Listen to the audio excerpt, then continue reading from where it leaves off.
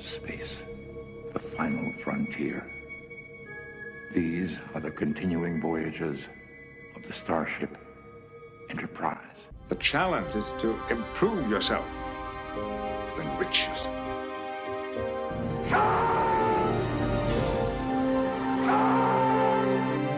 Your life, as it has been, is over. From this time forward, you will service us. That is the exploration that awaits you. Not mapping stars and studying nebula, but charting the unknown possibilities of existence. Hey guys, welcome to the Trek Show. On today's episode, we're going to be talking about the Discovery episode, The Sounds of Thunder, for Season 2. And I am joined here by my friend Matt. Greetings. We're going to discuss what went down in this episode. So I'll start off with a brief summary of what the episode was about. We start out with the Discovery picking up on a signal, which brings them to Saru's homeworld. At that point, they discover that it was the Red Angels. When they arrive to the Kelpian planet, Saru beams down with Michael to learn more about the signal. The Ba'ul is alerted of their presence. They demand that Saru be handed over to them, which originally Captain Pike refused. Saru ended up beaming over himself, confronting the Ba'ul. I have to say that this is probably my favorite episode of the series. Yeah, I 100% agree. This was probably the best episode of the entire Star Trek Discovery, including Season 1. They really nailed it on this one. It really showed Saru, like, going back to his homeworld, and Saru doesn't have that, the fear thing anymore. I forget what it's called. So he is changed because he doesn't have those emotions, I guess, or he's not scared anymore. I think he did a fantastic job because I think he's a good actor for that role. And then it was less concentrated on Michael. It was more concentrated on other characters, which is what people want now, right? So she was still around, she was still a part of the beaming party, but she wasn't as important, right? It was all about Saru and his sister, who's a priest in the episode. So I think it was a good episode. So, also want to point out that I really enjoyed the music in this episode. Oh yeah, for sure. What did you think about that? Yeah, the music's really good. I think there's one thing Discovery does a good job is the soundtrack of the entire show is actually really on point. So they did a really good job on that for sure. I thought the music was great, the visuals, especially with the opening with, I think it was like Saru's garden or something. I really enjoyed that. I thought the visuals were really good in this episode. When Discovery ended up, well, I guess I could say the Ba'ul confronted the Discovery and they were demanding Saru back. And Saru obviously is taking this very personally because this is his people and his people have been, they've been oppressed for so long, and he got quite confrontational with Captain Pike. Because the Captain Pike was, I think, reserved on sending him there to to his home planet because perhaps that he's emotionally compromised because of the situation. What did you think of that confrontation? That was really ballsy of him to do that, like Saru confronting him like that, and then he obviously stepped over the line, obviously, and then basically Captain Pike's get off. Basically, you're relieved of the bridge, get out of here. Now, one thing I didn't understand is why didn't security take him off the bridge? Because you're just gonna say leave him out, bye bye. You're not gonna do anything bad. Obviously he did because he went on transporter pad and went back to his planet. So it's just kind of weird how there was no security that took him off the bridge, but also shows him that since he doesn't have that fear emotion as much, he's more confident about himself. So I think his character is going to change now because since that's done. So maybe for the good, probably for the good. He might be more confident about himself, more sure about himself instead of being more less scared, I guess, or like more held back all the time. So yeah. Yeah. Well, I know there was security on the bridge, and yeah, I mean, I guess it was a pretty tense situation. The security, I think, at least the way they presented it, is that they were sort of, they didn't know whether to intervene or not. Probably because, Saru was the first officer, and they've never seen that behavior from him before. So maybe the security were sort of on the fence about stepping in. But yeah, I mean, it could have, ended pretty badly. But I think that Pike also handled it pretty well himself. Yeah. Because he was trying to be de-escalating with him, and I think it could have been very easy for Pike to kick him off the bridge, although he was removed from the bridge eventually. I thought that was a good scene. Yeah. Well, like what I mean, but like when he got off the bridge, they should have security escort him out of the bridge. I meant to clarify, like in that sense. It usually happens. You watch TNG, if you tell someone to get off the bridge, security will come in and escort the person off the bridge, like any other, like anything in the real world happens, right? So, but whatever. Yeah, I mean that's probably what should have happened. I mean, I don't know. I don't know why that didn't happen. I can only assume that maybe it's just Captain Pike showing some respect for Saru because he's first officer, that he's not going to do that. But again, Saru shouldn't be immune to that because he is the first officer. But yeah, it was a good scene. I really liked that scene. So I just wanted to quickly throw out there, just for a sort of a fun fact, the docking bay is still open. Is this really? That's funny. Yeah, because it has a door, right? Like it has shutters that come in. It has a force field, but it has closes up, right? And they still leaving it open. So do you like it? Do you like having it open? No, I think it's I don't know. I don't know why I don't think it should be open, because what's the point? I mean, the USS Enterprise, theirs, when they weren't using their docking bay, it was always closed. Yeah. So I don't know. Probably technical error or something, or maybe they didn't want to change anything. I don't know. It's kind of funny. Yeah. Who knows? I really liked the confrontation between Saru and the Ba'ul when the Ba'ul showed up, with Saru. Essentially, I mean, he lost it on the bridge. He was, he was telling the Ba'ul exactly what he thought, and I thought that was a very powerful scene for Saru. What did you think of that? It was good. Yeah, it really showed that, obviously he cares about his people, right?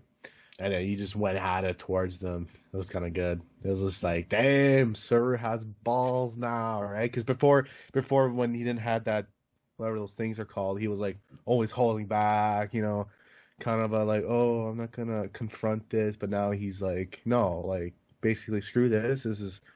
We're done with this, right? So I thought it was a powerful scene for Saru in this one. Yeah, agreed.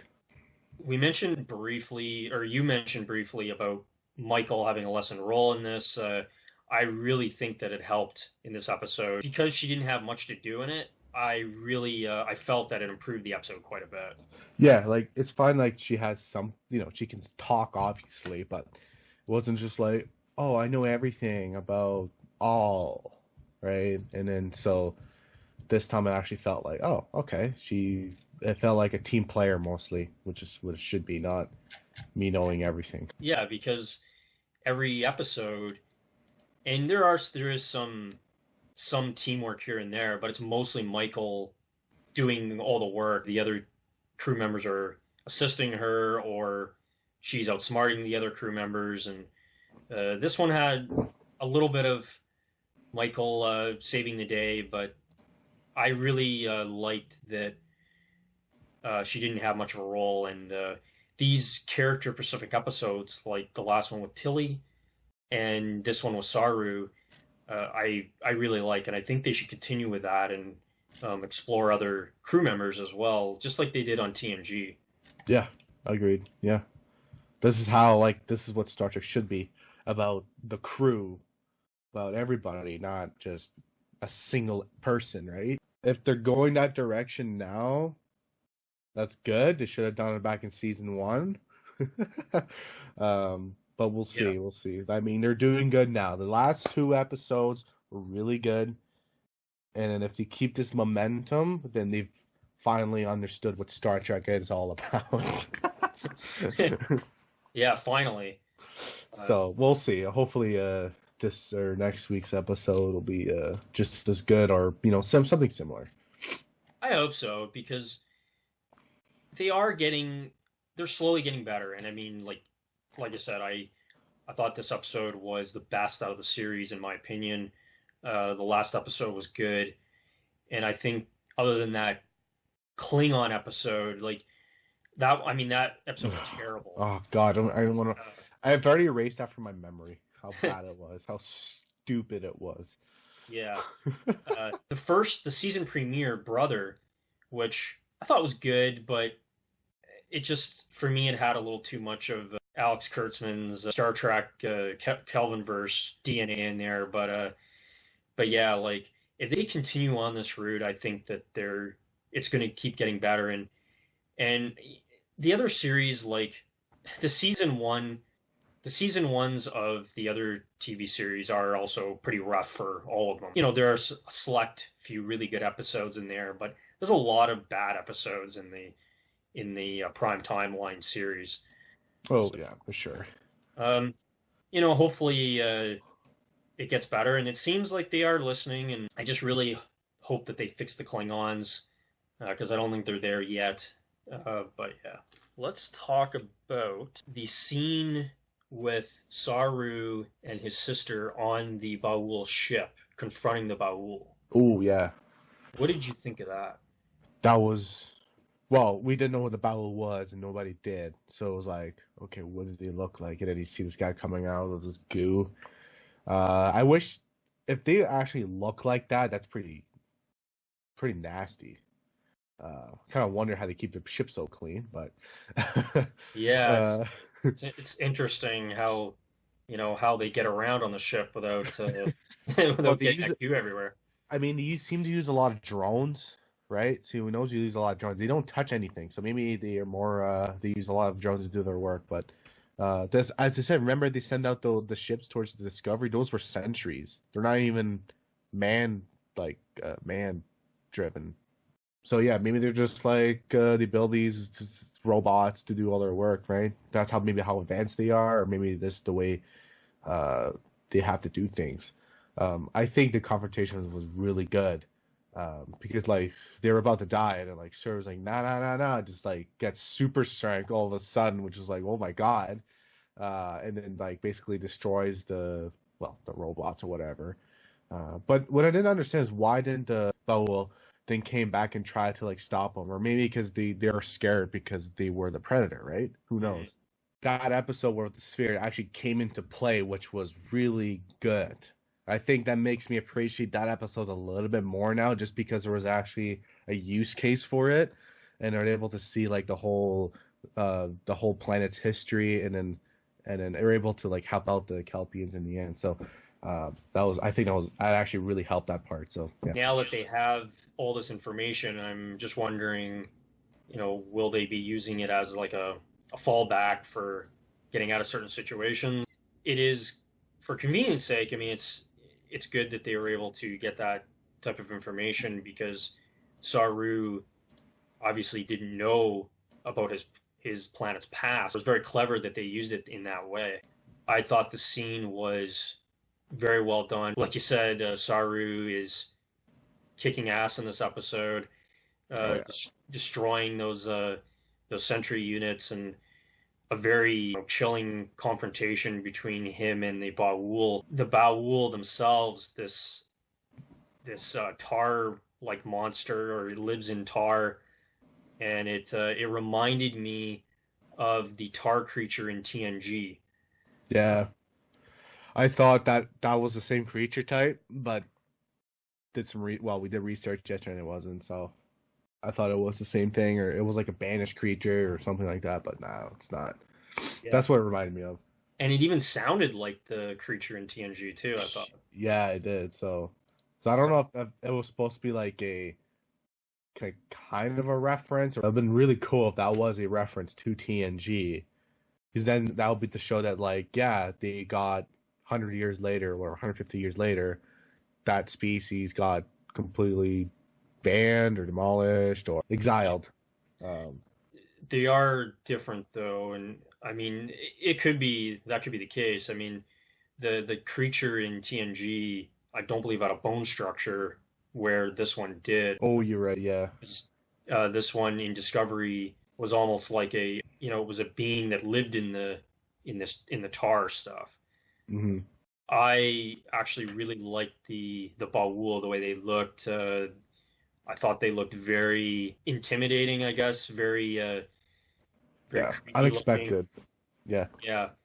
Especially for Star Trek, we don't see them venture too far off script with the aliens. Maybe more of in the maybe Enterprise and Species 8472. Yeah.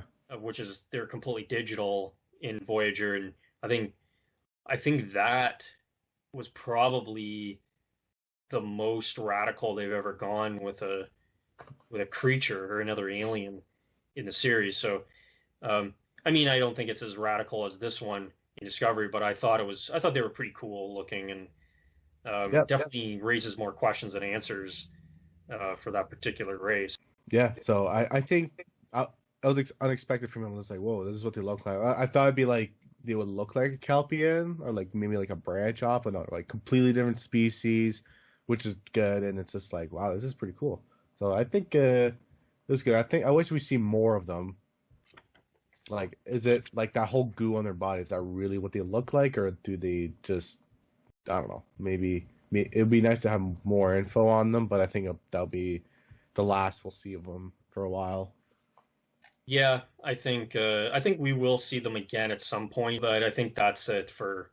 I think they're going to move on with Saru and his people. I'm going to make a safe bet that there's going to be a follow-up to this episode where now that Saru and his people have gone through that illness, and now they've lost those antennae that make them vulnerable to fear, and now that they're more confident, different type of behavior now, and I think it's going to be interesting to see a follow-up confrontation between the Baul and the Kelpians.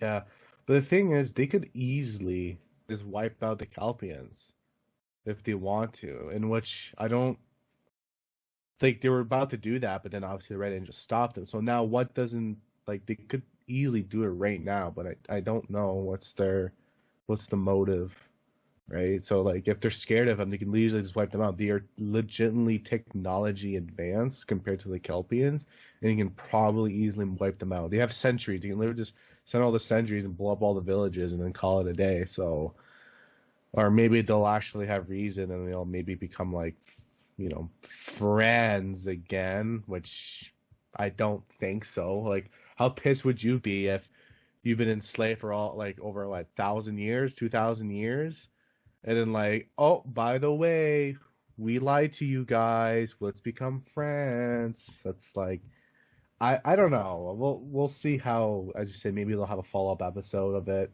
which would be really good to see and see what actually happens, but I don't know. Yeah, I mean, I think it will happen in the future for sure. What did you think of the twist at the end where Saru's people, the Kelpians, ended up in the past? They were the predators to the Baul. I thought that was a great take. Yeah, that was really interesting. So it was really, yeah, because they were kind of showing that part in the where, like, the population of the, like, from the sphere of data, they were showing like, hey, it was cool, and then like you show that like, yeah, there was a huge twist in the end. So yeah, I think it was really interesting. They really did a good job developing the Kelpians and that planet, which was good because we wanted to know more about Saru, because nobody in the Star Trek universe ever mentions Kelpians, or like they needed to put something in the show to be like, who are these guys? Now we know that they have no technology or nothing, so we'll probably never ever see them in future confrontations, or they might just isolate themselves like the Pool does. So yeah. There's a lot of things we probably fixed or solved in this series towards the end, where we'll find out why we didn't hear about these people or about a situation or technology, etc. At the end of the episode, we found out that the Red Angel is actually a time-traveling being that uses a mechanical suit. yeah. And I thought that was interesting. What do you think about that? Yeah, so we have it better clear what the Red Angel looks like, and yeah, we know it's a being, that somebody's actually most likely disrupting the timeline, which I think is very interesting.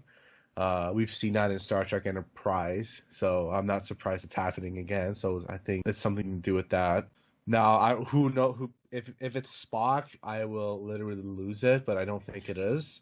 It won't make sense. It can't be Spock. It doesn't make sense. I have a feeling it's somebody that like is a descendant or like something like that from somebody. They're gonna eventually catch this person or somehow confront him finally. But Spock is like the key to this because he's seen this since he was a child, right? So yeah. So he's a key to all of this. So hopefully next episode we'll finally see Spock. Well, I think we're gonna see Spock in I guess it's the semi-season finale, the 15 episode in, I think, or the 10 episode in. I'm not sure how they're doing it, but I'm sure we're probably going to see him toward the end. But actually, I forgot that he saw Red Angel when he was a child, because, I mean, I guess that lessens the idea that he may be the Red Angel, but if he's the Red Angel, it's just going to be so dumb. I mean, I don't know. Any concluding comments on the episode? No, not really. I mean, I think great episode, great writing, everything was really good about it. I think I'd give it a solid 10 out of 10. Like, everything for me was really good. Pike is Pike does such a good job at his role too. It's just, he really does a good captain role. It's amazing, and I hope to be honest, I'd rather have him as captain now because I just like him so much. Yeah. But I have a feeling like Saru's going to eventually take over. I think what's going to happen is at the end of the series, or the season, I mean, Pike's going to go back to the Enterprise or whatever, and then Saru is going to be promoted to captain, and then he'll be actually the captain of the Discovery, and then they're going to do the stupid decision of making Michael first officer. That is my predictions. And that's probably what's going to happen. Yeah, that's my same prediction as well. Captain Pike, him and Saru, I think, are carrying the show. I think that he did a great job in this episode.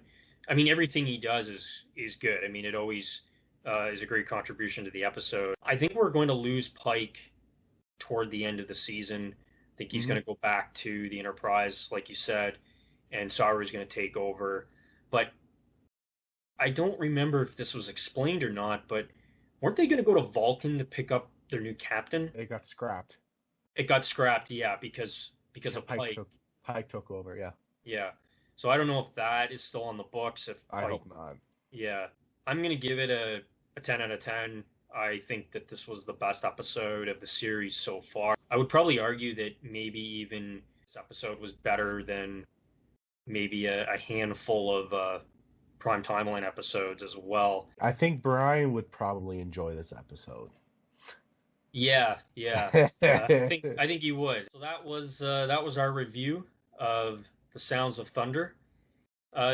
Post in the comments below. Let us know what you thought. Did you like this episode, or did you not like it?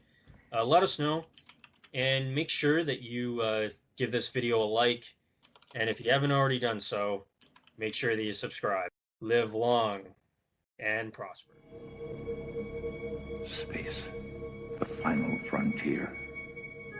These are the continuing voyages of the Starship Enterprise. The challenge is to improve yourself, to enrich yourself.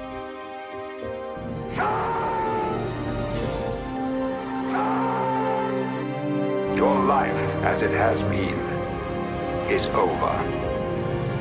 From this time forward, you will service us. That is the exploration that awaits you.